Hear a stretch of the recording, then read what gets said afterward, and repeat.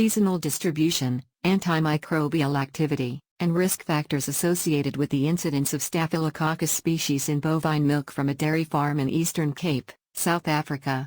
This article is written by two authors. First author Antimicrobial Bovine Monday. Second author Yixian Sunday Hasu.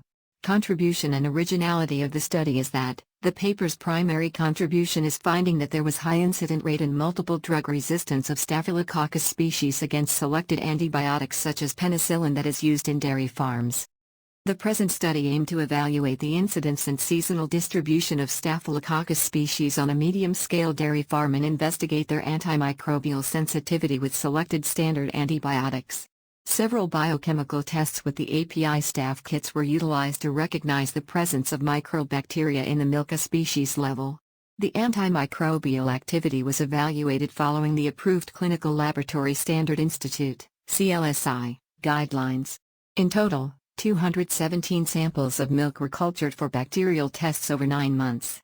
Of the 217 milk samples analyzed, 13 varied Staphylococcus species were identified from the 86, 39.63%, positive isolates.